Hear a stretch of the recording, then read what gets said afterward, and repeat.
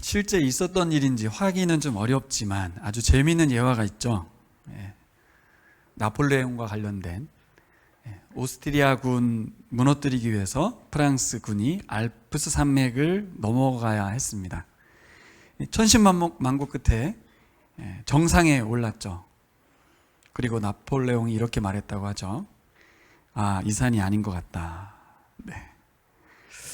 그래서 다시 눈바람을 맞으면서 산에서 내려와서 옆산에 또 올라가서 정상에 올라가서 나폴레옹이 이렇게 말했죠.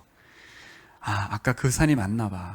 그러면서 다시 내려왔다는 꾸며낸 이야기라고 하는데 실제로 그랬을 수도 있겠다. 어떤 상황이면요, 목표점을 잘못 정하면 그 허탈함을 이루 말할 수 없고 인생을 엄청 허비하는 것입니다. 산에 오르는 건 다시 내려와서 또 올라가면 됩니다만 인생이라는 것이 그렇게 호락호락하지 않아요. 그렇게 허비해버리면 다시 돌이킬 수가 없어요. 그래서 여러분 인생의 목표, 방향성을, 목표점을 잘못 잡으면 돌이킬 수 없다는 거. 그래서 지금도 늦지 않아요. 이 시점에서 우리가 목표점을 분명히 하고 명확하게 하고 방향도 제대로 잡으셔야 됩니다. 돌아가려면 시간이 허락되지 않습니다. 또 이런 말이 있습니다. 주객이 전도된다. 이게 무슨 말이에요? 주인과 손님이 바뀌었다. 그런 말이죠. 중요한 것 그리고 부수적인 것이 있는데 순서가 바뀌는 거예요. 일의 우선순위와 중요도를 망각하는 거죠. 무엇이 중요한디 이런 말이 있잖아요. 그렇죠? 중요한 걸 이제 잘못 잡는 거예요. 그러니까 쓰잘데기 없는 일에 정신이 팔리는 거예요. 그래서 이게 뒤죽박죽이 되는 상태를 말합니다. 주객이 전도됐다. 여러분, 우리 인생에서 주객이 전도되지 않으려면 어떻게 해야 될까요? 어떻게 중심을 잡을 수 있을까요? 다른 말로 하면 우리 신앙생활에서 가장 중요한 것이 무엇인가인 겁니다. 제가 뭐라고 했냐면 신앙생활에서. 여러분 인생에서는 동의하지 않을 수도 있는데요, 신앙생활에서 가장 중요한 게 뭐냐는 거예요. 여러분 뭐라고 말씀하실 수 있겠습니까? 우리 신앙의 목표점은 뭘까요? 가나안 땅일까요? 방향은 무엇을 향해야 될까요? 오늘 말씀이 아주 중요한 대답을 알려주고 있습니다. 14장에 보면 가데스 바네아 사건이 나옵니다. 제가 일부러 지난주와 이번 주 이걸 설교하고 싶었지만 여러분이 하도 많이 들은 말씀이라 하지 않았습니다. 12명의 정탐꾼의 이야기는 상당히 중요한데 일부러 앞뒤 본문을 다루고 있어요. 다 아는 얘기야. 아무리 설교를 해도 감동이 잘 안 와요. 그래서 앞뒤 문맥을 살피면 본문이 해석이 되는 거죠. 14장 가데스 바네아에서 그들이 아주 철퇴를 맞습니다. 열 나흘이면 들어갈 만한 가나안 땅을 못 들어가고 40년 뺑뺑이를 도는 40년 광야 생활이 결정되는 바로 그 지점이 바란 광야의 가데스 바네아입니다. 근데 이 사건 뒤에 15장을 보면 지난주 우리가 묵상했잖아요. 갑작스러운 이야기 전환이 전개되는 거예요. 가데스 바네아 사건 그 뒤에 다음 이야기가 나와야 되는데 고라 일당의 반역 사건은 뒤로 밀렸고 이 중간에 15장이 차지하고 있는 이야기, 무슨 이야기가 전개되고 있어요? 가데스 바네아의 철퇴를 맞은 이스라엘 백성들이 때늦은 후회를 하죠. 그리고 하나님 우리가 올라가겠습니다. 그러고서는 막 전투를 시행합니다. 그리고 다 죽어요. 다 죽어. 모세가 말리죠. 가지마. 하나님 뜻이 아니야. 근데도 아닙니다. 우리가 잘못했습니다. 갈 겁니다. 그러면서 가요. 참, 우리의 모습들을 보여주는 거죠. 그래서 큰 패배를 당합니다. 그러고 나면 이 사건에 대한 해석이 나오든지 뭔가 다른 이야기가 아닌 연결된 이야기가 나왔으면 좋겠는데 갑자기 제사 이야기가 나오는 거죠. 무슨 얘기? 가나안 땅에 들어가면 이렇게 제사 드려라, 이 이야기가 나와요. 오늘 여러분 우리 수아가 말씀을 읽는데 저도 들으면서 전혀 감동이 안 옵니다. 포도주 반흰 이런 단어는 사실 생전 처음 듣는 단어. 우리하고 전혀 관련도 없어요. 그러니까 15장은 은혜가 잘 안 돼요. 사건도 아니고 제사법이고 지금 시행되는 이야기도 아닌데 이걸 내가 왜 읽어야 되는 거지? 근데 여러분, 민수기 저자는 다음 이야기를 전개하기 전에 멈추고 이 15장 이야기를 하고 싶은 거예요. 자, 집중. 자, 내 얘기 좀 들어봐. 이 이야기는 꼭 전달해야 돼. 지금 뭐가 중요한지 내가 이야기해 줄게. 라고 말하는 거죠. 자, 잘 들으세요. 여러분, 가나안 땅에 들어가는 이유가 뭐냐는 겁니다. 그것은 예배라는 거예요, 예배. 주님께서 모세에게 말씀하셨다. 너는 이스라엘 자손에게 일러라. 그들에게 이렇게 말하여라. 따옴표. 이제 너희는 내가 너희에게 줄 땅, 곧 너희가 살 곳으로 들어갈 것이다. 40년 뒤의 이야기입니다. 장난하는 것도 아니고. 다 죽을 거야. 너희들은 40년 동안 하루에 한 정탐꾼이 한 정탐한 날 하루를 1년 삼아서 40년 너희들은 이 땅에서 유리하고 방황할 거야. 그 말 뒤에 나오는 말은 이제 너희들이 가나안 땅 들어갈 거야. 이렇게 말하는 거죠. 어떻게 들렸을까 싶어요. 자, 그러면 너희는 소떼나 양떼 가운데서 제물을 골라야 해. 나 주에게 불살라 바치는 제사. 화제라는 옛날 성경을 불살라 바치는 제사라고 했네요. 곧 주를 기쁘게 하는 향기를 드리게 될 것이다. 이렇게 말합니다. 가나안 땅 들어가게 되면 어떻게 제사를 드려야 되냐는 규정이 나오는 거죠. 제사에 사용되는 고기, 거기에 더해지는 곡식가루랑 포도주를 붓는데 그 양을 제시하고 있습니다. 어떤 의미예요? 가나안 땅 들어가면 너희들이 농사를 짓게 될 건데 거기서 얻게 될 소출이 있을 거야. 곡식과 포도주. 그것을 가지고 제사 드리게 될 거야. 이 얘기를 하는 거예요. 가데스 바네아에서 그 땅에 안 들어가겠다고 한 그들에게 하나님 뭐라고 하냐면 너희들 반드시 들어갈 거야. 가서 제사 드리게 될 거야. 백성들을 향한 메시지인 거죠. 하나님의 의지의 선언이에요.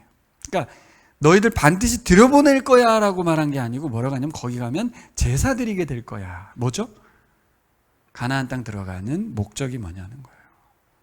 이걸 놓친 거예요. 하나님은 예배에 대한 이야기를 하고 있고 이스라엘 백성은 가나안 땅 이야기, 땅.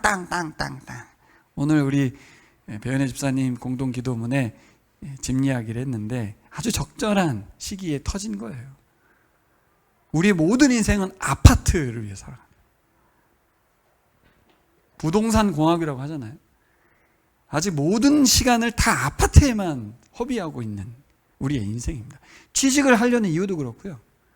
결혼해서 맞벌이를 하는 이유도 다 아파트예요. 아파트. 주님을 위한 게 아니에요. 사실. 아파트. 그거 없으면 인생이 아무것도 아닌 게 되어버린 나라에 살고 있습니다. 똑같아요. 가나안 땅을 위해서 사는 이스라엘 백성들하고 똑같아. 출애굽의 이유도 가나안 땅이었어. 여러분, 가나안 땅 들어간다고요. 아파트 산다고요. 근데 아파트를 왜 사냐가 중요하지 않습니까? 근데 그거는 없고 오직 아파트밖에 없는 거예요. 그러다가 이혼율이 높은 거예요, 지금. 아파트 사는 게 목적이 되어 보니까. 거기에 들어가서 살면서 어떻게 살 거냐를 준비하지 못하고 아파트 장만만 힘쓰다 보니까 이혼이 그렇게 많은 거죠. 여러분, 믿음은 우리가 바라는 어떤 구체적인 상황이 전개될 걸 믿는 게 아닙니다. 뭘 믿는 걸까요? 하나님을 믿는 겁니다. 믿음이란 우리가 바라는 어떤 구체적인 상황을 믿는 게 아니에요. 차가 생길 거야. 아파트가 생길 거야. 이게 아닙니다. 하나님을 믿는 거죠. 다른 말로 하면 하나님의 약속을 믿는 것입니다. 하나님 말씀대로 하나님이 이루실 것을 믿는 게 믿음입니다. 백성들에게 중요했던 건 가나안 땅이었지만 오늘 민수기 말씀이 이렇게 말해요. 중요한 건 뭐예요? 중요한 건 하나님입니다. 하나님. 이스라엘 백성이 놓치고 있던 부분 아주 선명하게 새겨주려는 말씀이 민수기 15장이에요.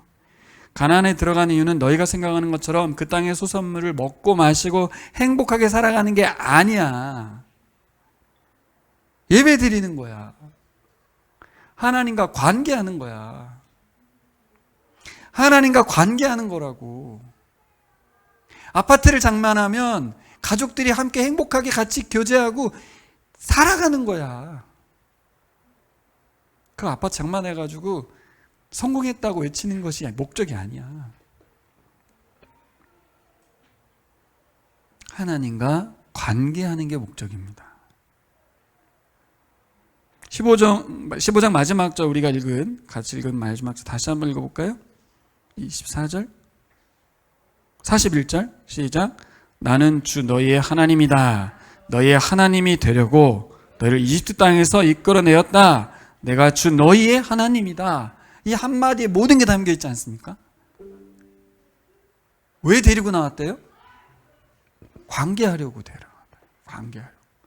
너희의 하나님이 되려고 데리고 나왔다는 거예요.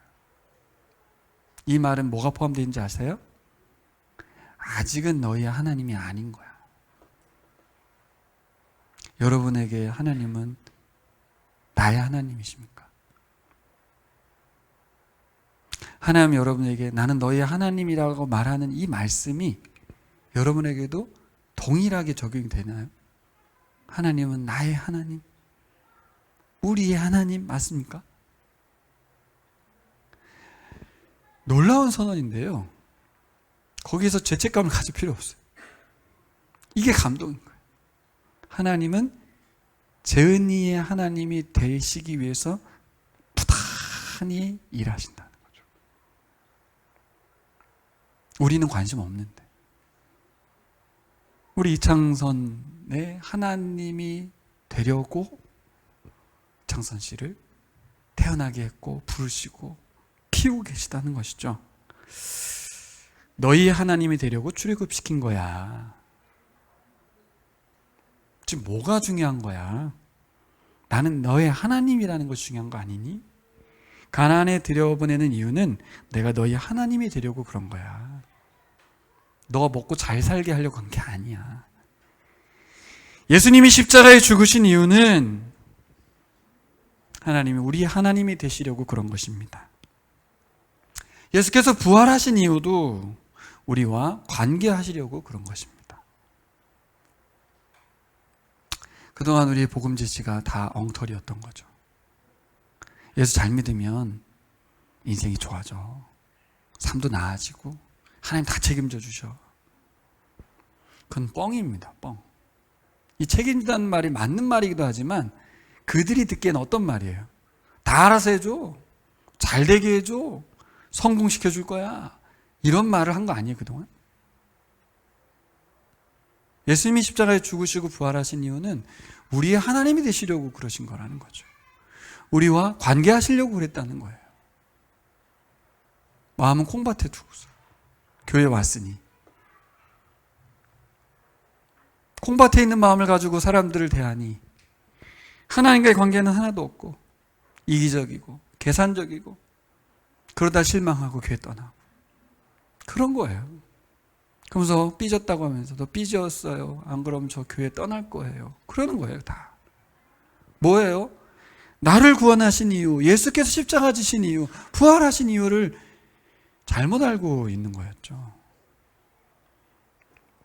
여러분 돌이켜보세요. 출애굽의 목적을 하나님 분명히 말씀하셨어요. 뭐라고 했었어요? 모세에게 가서 뭐라고 말해요? 이집트 왕 파라오에게 가서 말하라. 출애굽의 목적이 뭐라고 했어요? 저기 광야에 살 길 나가서 그분을 섬기게 하라 그랬거든요. 예배하게 하겠다는 거예요. 광야로 나가서 우리 하나님을 예배하게 하라. 이게 무슨 말이에요? 여기선 지금 파라오를 예배해야 되잖아요. 그러니까 아니라는 거예요. 우리는 우리 하나님 예배하고 싶다는 거죠. 하나님 보낸 목적이었어요. 파라오가 아닌 하나님을 예배하기 위해서 출애굽시켰다는 거죠. 이스라엘 백성을 구출해내신 목적은 뭐예요? 예배. 하나님과의 관계. 더 거슬러 올라가 볼까요? 여러분이 다 공부하신 보라를 보시면 온 세상을 창조하시고 마지막으로 아담을 창조하셨죠. 그에게 생명의 숨을 불어넣어 주셨습니다. 그렇죠? 그 이유가 뭐예요? 생명의 숨을 불어넣은 이유는 숨 쉬고 살라고? 뭐예요? 동물들과 다르게 그에게 뭘 불어넣어 주셨어요? 영혼을 주셨잖아요. 왜요? 예배죠, 예배. 하나님과 관계하라고. 하나님과 교제하라고. 그냥 숨 쉬고 사는 게 목적이 아니에요, 여러분. 우리가 숨을 쉬는 이유는 이 생명의 숨의 주인이신 그분과 함께 호흡하라고, 그분의 숨을 이 땅에 살아가라고, 하나님과 관계하라고. 그러니까 하나님은 아담과 관계하고 싶어서 만드신 것입니다. 우리가 이 땅에 태어나는 이유는 하나님과 관계하려고 태어난 것입니다. 단순히 이스라엘 백성들을 대상으로 한 말씀만이 아닌 거죠. 그러니까 민수기가. 민수기 15장 우리에게 너무나 소중한 메시지를 전해주고 있는데요. 여러분, 우리 현재 상황에서 들려오는 소식은 굉장히 답답하지 않습니까? 통치자도 답답하고 세계 정세도 그렇고 주변 강대국들은 우리나라를 아주 호구로 알고 있어요. 호구가 됐고요, 실제로. 막 답답하죠, 국민의 한 사람으로서. 그럴 필요가 없어요. 그 위에 통치자이신 하나님은 온 세상을 통치하고 계십니다. 자기들 마음대로 되지 않습니다. 한순간에 그들의 생명이 떠나갈 수도 있고요. 지진이 나기도 하잖아요.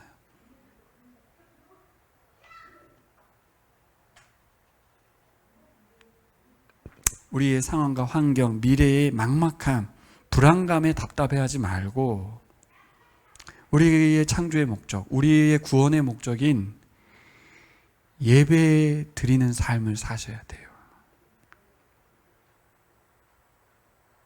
중요한 걸 놓치고 엄한 데 마음과 생각을 빼앗기지 말라는 거죠. 예배를 드리는 것, 하나님과 관계하는 것이 중요합니다. 일상을 살다 보면 우리가 살아가는 이유와 목적과 방향을 아주 쉽게 잃어버립니다. 일상에 매이니까요. 우리가 속해 있는 가정, 직장, 학교, 그곳에서 우리가 존재하는 이유는 뭐예요? 예배입니다. 예배. 하나님과의 관계입니다.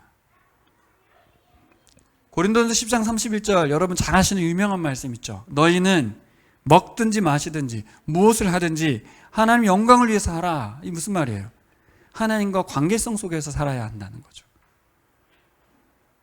하나님의 기쁨을 위해서 살아야 한다는 것입니다.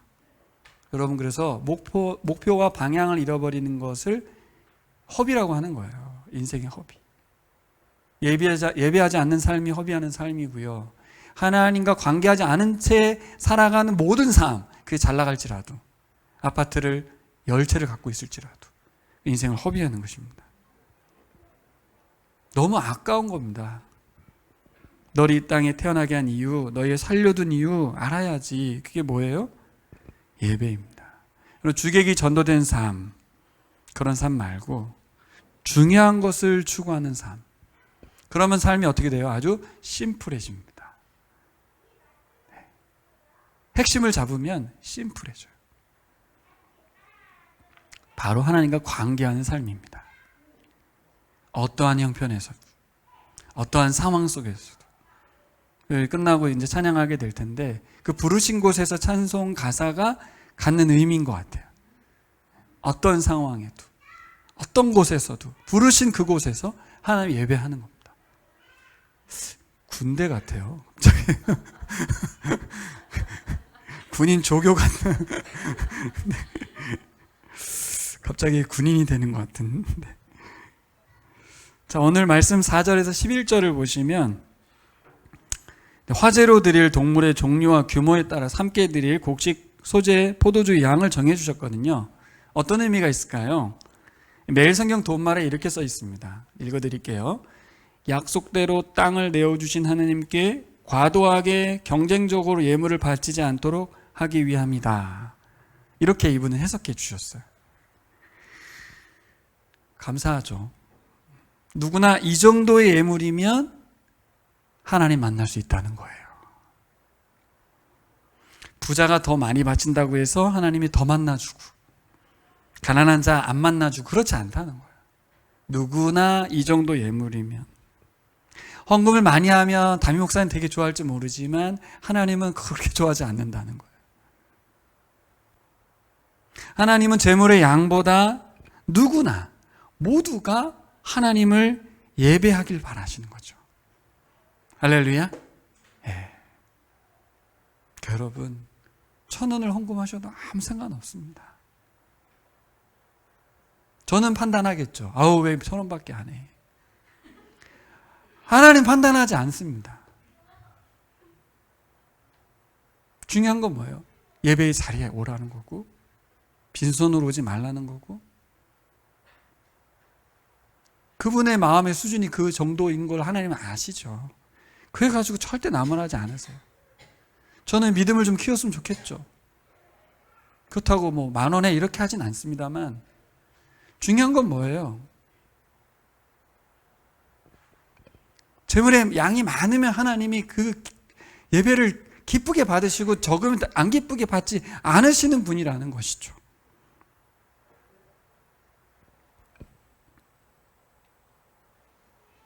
저는 여기에 감동이 있습니다. 누구나 이 정도의 예물이면 하나님 만나주시겠다는 거죠. 이게 진짜라는 것을 여러분 생각하셔야 돼요. 왜냐하면 여러분, 사람들이 천차만별이잖아요. 사람이 좋은 사람도 있고 안 좋은 사람도 있습니다. 여러분, 우리는 사람 가려서 만나지 않나요? 가려서 만나죠. 근데 하나님은 누구든지 이 예물을 준비해서 나에게 나오면 만나주신다는 거예요. 하나님은 저와 달라요. 하나님 어떤 분이신데, 근데 이게 만나주신다는 그 하나님이 어떤 분이세요? 우주 만물의 창조자시잖아요. 저를 만나러 오는 거하고 달라요. 미국 대통령 조 바이든을 만나는 것, 그것과 비교할 수 없는 우주 만물의 창조자이신 분, 한 나라의 통치자가 아닌 온 세상의 통치자이신 분, 역사의 주관자이신 분, 그분이 이 예물 요 정도 드리면 만나주신다니까요. 우리가 생각하는 하나님에 대한 개념과 유대인들이 생각하는 하나님의 개념은 많이 다릅니다. 온 땅과 모든 만물의 왕들의 통치자이신 그분께서 이 정도의 예물이면 만나주신다는 거죠. 사람들은 뇌물을 바쳐야 만나줍니다만 하나님은 아니에요. 각자가 드릴 수 있는 최소한의 제사 규정을 주셔서 그 제물로 만나주겠다고 했습니다. 예전에 이런 해석이 있었어요. 아유, 꼭 예물을 갖고 와야 돼? 아, 왜 이렇게 규정을 두는 거야? 하나님은 왜 그러는 거야? 예물 없이 못 만나는 거야? 아주 삐딱한 마음으로 본문을 봤었어요. 동의하는 사람 손 내리세요. 다 그랬죠? 네. 아니에요. 다들 아시는 것처럼 이 예물 없어도 만나주세요. 빈손으로라도 만나주셔요. 저만 나오면 다 만나줄 의향이 있으세요. 근데 왜 예물 가져오라고 하시는지 아시죠? 네, 하나님 쪽에서 요구한 게 아니라 사람들을 위해서 재물을 갖고 오라는 거예요. 그 양과 소의 마리수를 그 사람들을 위해서 배려해 주신 거예요. 이해하셔야 돼요. 재물 없이 하나님께 나올 때 그 사람들의 그 상태와 마음을 알기 때문에 그럼 이 정도의 재물만 가지고 와도 돼. 여러분, 하나님이 우리를 만나주신 줄 믿습니다. 내가 설교 준비하면서 참 감동된 건 우주 만물의 창조주께서 여기 있는 분 한 분 한 분을 다 만나주신다.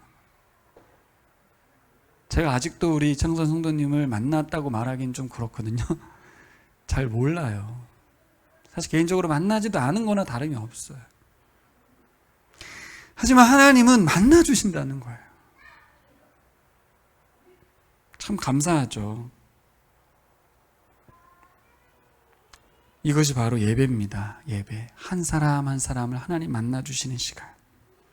여러분, 우리는 예배를 드린다고 말하잖아요. 우리가 하나님께 섬긴다고 표현하죠. 하나님을 서비스한다고 생각하지만 사실은 하나님이 우리를 서비스하시는 것입니다.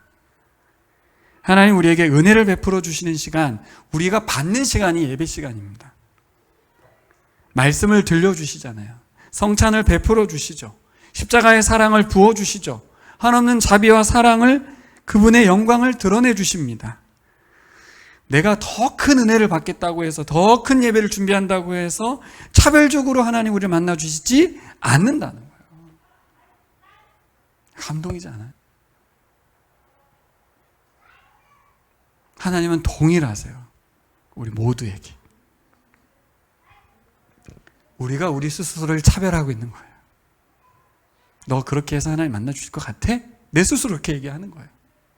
저 사람을 보면서 저렇게 해가지고 하나님 만날 수 있을 것 같아? 라고 판단하는 거예요. 서로 차별하고 있고 나 스스로 위축되어 있을 뿐이지 하나님은 그렇지 않다고 오늘 민수기에 써 있습니다. 이 예물만 가지고 오면 만나 주신다고.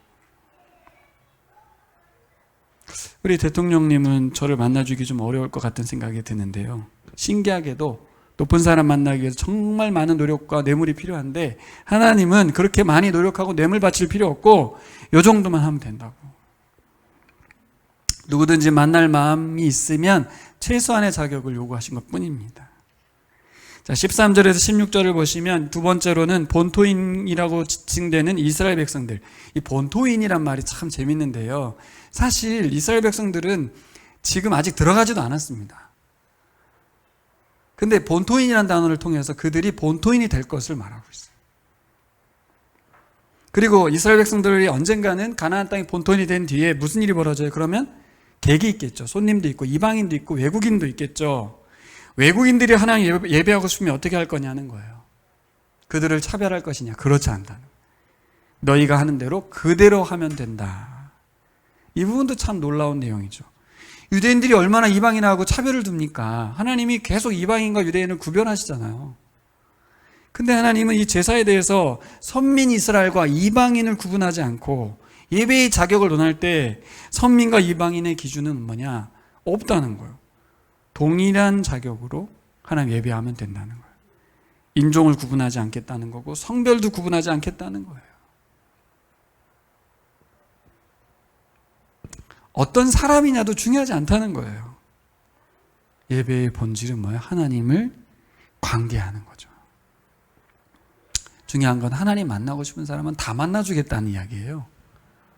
놀라운 이야기죠.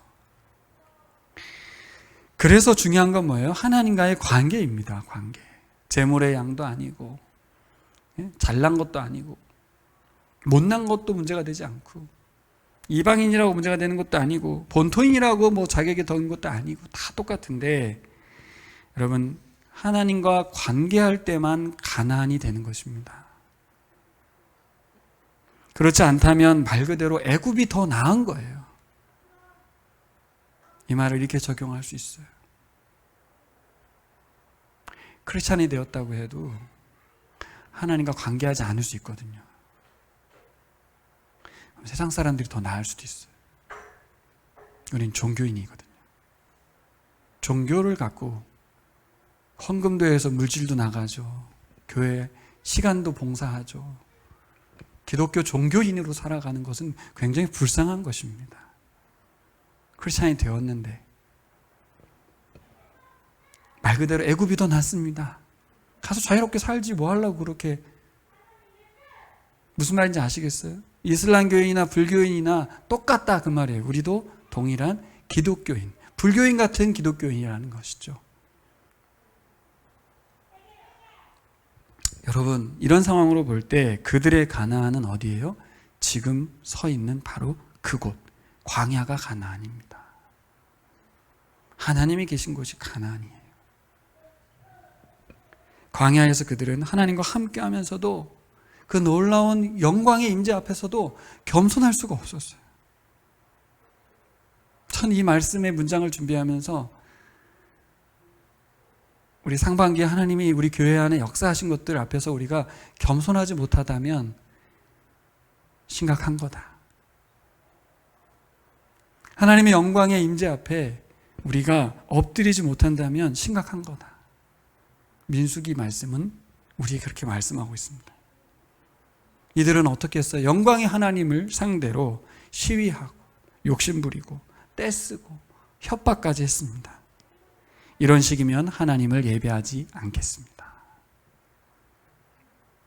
하나님이 이런 식으로 하시면 저는 하나님을 예배하지 않습니다. 하나님 이렇게 하시면 저는 순종하지 않을 것입니다. 저는 제가 하고 싶은 것만 할 겁니다. 이제부터 할 수 있는 것만 할 겁니다. 이런 교만함은 왜 생긴 거죠? 하나님이 잘못한 거예요? 너무 영광을 많이 보여주시고 너무 자비로우시고 너무 인애로우시고 너무 은혜를 많이 베풀어 주신 것이죠. 가끔 부모님들에게 그런 말 있잖아요. 자식들이 엉겨 붙으면 잘해줘서 그래, 잘해줘서 그래. 뭘 잘해주기만 했어요. 예? 진영을 불태우기도 하고요. 고라당 일당처럼 지진이 나서 다 삼키기도 하고요. 별의별 걸 다 하셨어요. 다 하셨어. 심판도 보여주셨다.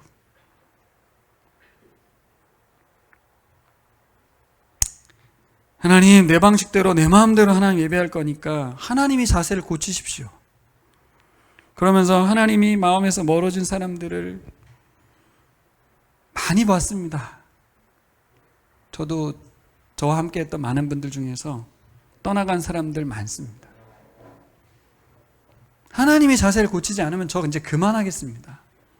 종교인으로 전락하신 분들이 많아요. 근데 아주 가끔씩, 아주 가끔씩 그렇게 떠나간 사람들이 부러울 때가 있어요.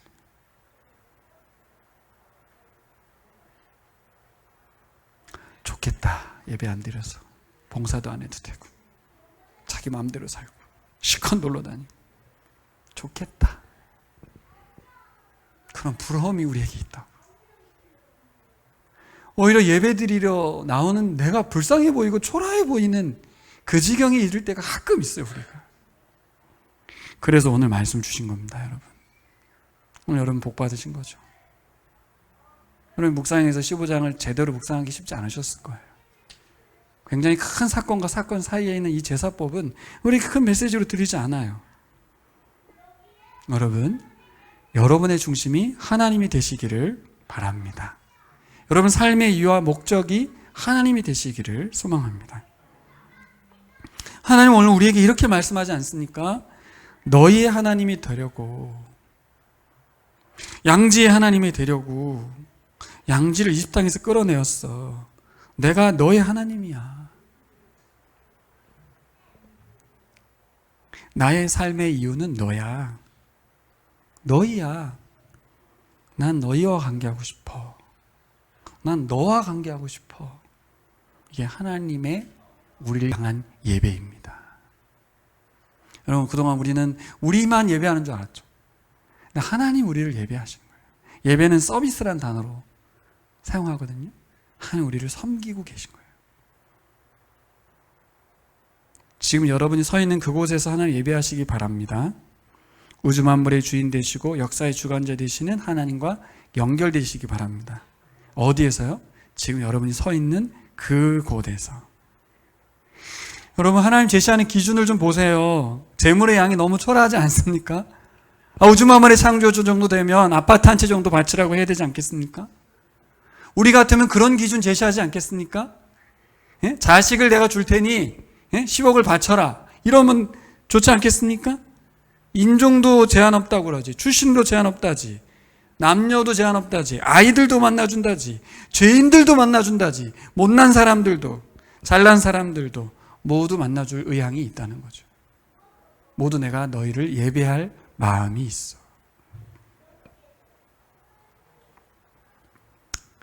여러분 모두들 자기 잘난 맛에 살지 않습니까? 모두들 남들과 비교하면서 불행해하지 않습니까? 어떻게 해결돼요, 이 문제? 이 잘난 거 어떻게 해결돼요? 어떻게 겸손하게 돼요? 예? 못 나가지고 맨날 불행해하는 사람 어떻게 해결됩니까? 하나님을 만나야 해결되는 줄 믿습니다. 두 사람 다 하나님이 필요합니다. 나는 만나고 싶다. 나는 만날 준비가 되어 있다. 네가 나를 만나고 싶으면 이렇게 준비해서 와. 언제든지 누구든지 만나줄 거야.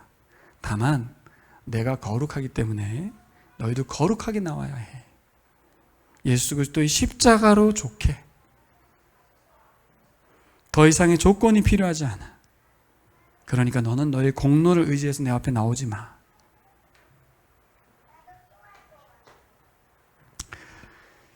여러분, 저는 그 모세가 느보산에서 죽은 거 있죠. 그래서 가나안 땅을 밟지 않은 장면, 그 장면이 정말 성경에서 가장 안타까운 장면이거든요. 하나님이 너무하시다는 생각이 드는 그 장면이에요, 거기가. 하나님이 너무 매몰차시다. 어떻게 거기 딱 들어가면 되는데 거기서 죽이시냐? 여러분 그런 생각 안 드셨어요? 하나님 너무 매몰차시지 않아요?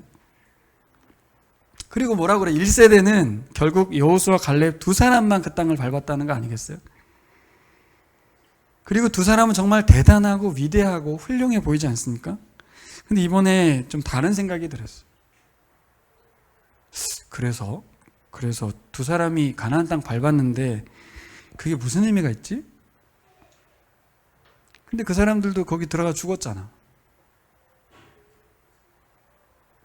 뭐 가나안 땅 들어서 천년만년 사는 것도 아니고 그 땅 밟고 죽는 거 아니야 바로?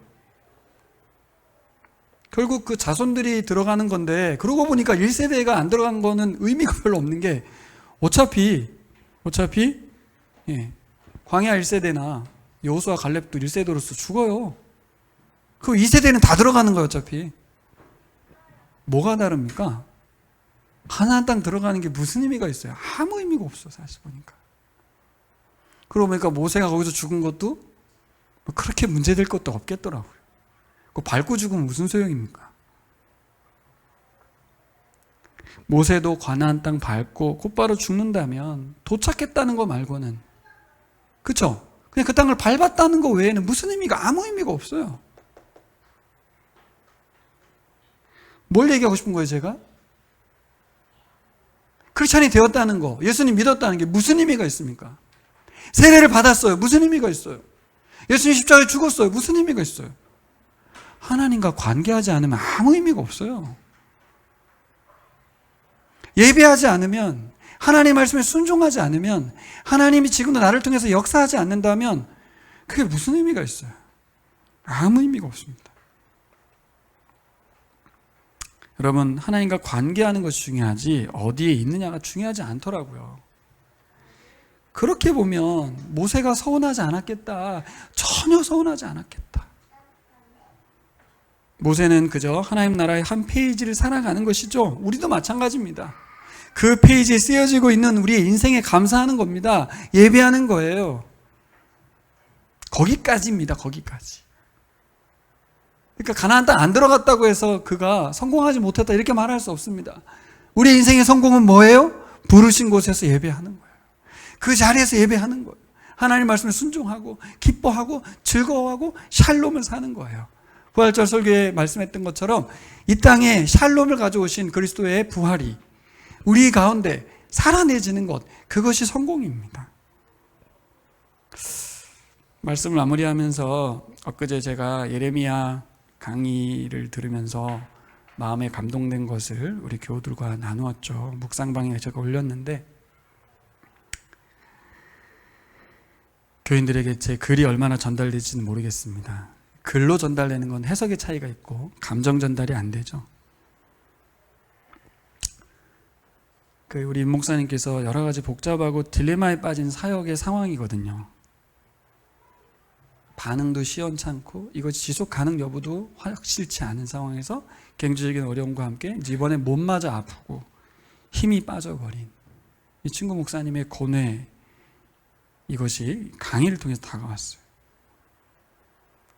근데 예레미야 말씀을 아픈 가운데에서 수액을 맞아가면서 준비하신 거죠. 그래서 예레미야를 묵상하신 겁니다.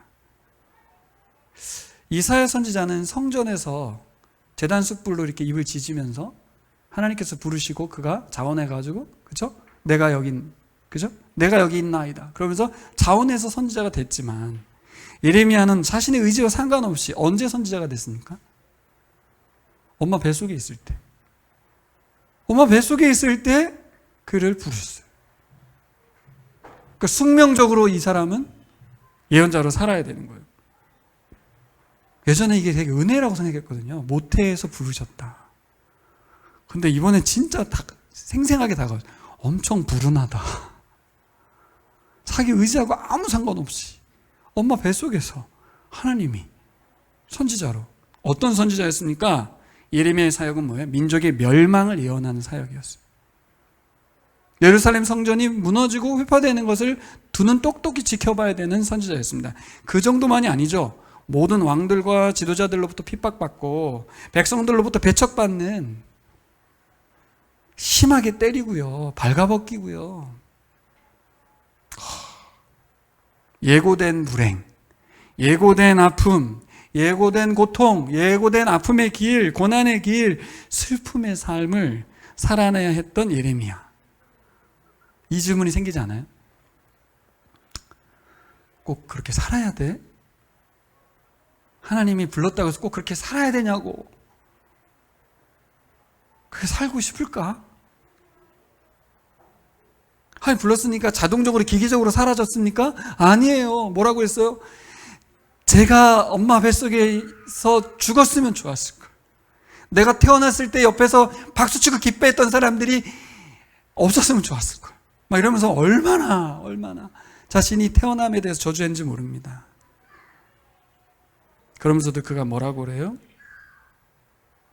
근데 내가 더 이상 말을 그치고 싶은데, 안 하고 싶은데 하나님 말씀이 내 속에 뼛속에 녹아드는 이 뼛속같이 사무치는 말씀을 전파하지 않고서는 살 수가 없다. 그렇게 말해요.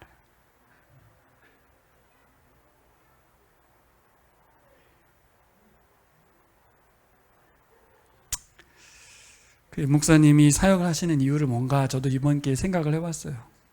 조국교회의 현실이 너무 암담한 거죠. 이대로 가면 안 된다는 거예요. 많은 말들이 있어요. 운동도 하고 개혁운동도 하고 많은 걸 하는데 오직 말씀밖에 답이 없다는 걸 알아요. 그럼 어떻게 해야 되냐? 성도들이 성경을 안 읽는다는 거죠. 이번 주간 디모데 전서를 목요일날 저도 묵상했는데 우리 목사님 한 분이 이렇게 말하더라고요. 내가 성경을 안 읽네요. 내가 성경을 안 읽어요. 미디어에 중독된 사람들로 살아가는 우리들, 말씀 읽기를 거부하는 사람들, 결국 교회의 몰락은 말씀의 부재에서 생겼다는 진단을 하신 거죠. 어떻게 하면 성경을 읽게 할까? 다 읽으라면 읽기에 그냥 매몰되니 내용 좀 읽고 메시지도 듣는 핵심 성결 구절 읽는 방법을 하나님께서 그에게 주신 거고 그걸 펼치고 계신데 사람들은 그걸 써먹으려고 하지 성경을 읽진 않아요. 한 번의 프로그램으로 사용하려고 하지 성경을 읽게 되진 않는다. 그러면서도 예레미야에 빗대어서 자신이 말씀의 사역자로 계속 사명을 감당하려고 하는 그 목사님의 처절함이 좀 느껴졌어요. 그래서 그 유명한 문장을 만들어내셨어요. 누군가에게 말씀이 들려지는 건 누군가의 헌신에 의한 것이다. 누군가의 희생이 있기 때문이다. 예레미야의 희생과 섬김으로 예레미야서가 기록됐고 구약성경에서 가장 긴 책입니다. 그 말씀을 통해서 후대에 포로로 잡혀 돌아온 사람들이 그 예레미야 말씀을 읽으면서 하나님의 심정을 알게 되는 거거든요. 믿음은 아까 제가 말한 대로 현실이 어떻게 진행될 건가를 믿는 게 아니잖아요. 그렇죠. 하나님 믿는 거죠. 그래서 이 사역의 끝이, 결과가, 과정이 어떻게 될지 아무도 몰라요. 근데 하나님을 신뢰하며 하는 거죠. 그래서 지난 주간에 수액을 3번이나 맞고 금요일 날은 또 대전에 강의가 있어서 오셨다가 오전에 줌강의하고 오후에 와서 강의하고 그 대전 왔다가 돌아가니까 새벽 1시였다고 하더라고요. 저는 그분을 존경한다는 말이 아니고 이게 예배라는 걸 말씀드리고 싶은 거예요. 무엇이 예배냐는 거죠. 결국 하나님을 예배하는 사람은 많지 않습니다. 다 누구를 예배합니까? 자기 자신을 예배하죠. 자기 자신을 위해 산다 그 말입니다. 하나님을 사는 사람은 없습니다. 여기서 이걸 그만둔다고 누구도 욕하지 않습니다. 약국에 가서 일하시면 되거든요. 약국을 운영하셔도 되고요. 그것도 하나의 영광이에요. 여러분, 어떤 경우에도 잘못하는 건 없습니다. 근데 더 하나님을 예배하는 걸 택하는 거예요. 내가 이 시점에서 하나님의 부르심에 반응하는 예배를 택하는 것입니다. 어떤 상황에도 하나님 예배하는 것을 택하는 것이 중요한데 난 이것으로 하나님 예배하리라. 이게 되는 거죠. 부르심에 대한 사명자의 삶을 살아가는 것, 그것은 우리의 노력과 의지가 아니라 하나님의 말씀이 우리를 일으키셔서 하나님의 능력의 말씀이 우리를 사용하시는 것이라고 예레미야 선지자가 말씀하셨어요. 다시 말씀으로 힘을 얻으시길 이제 기도하게 되더라고요.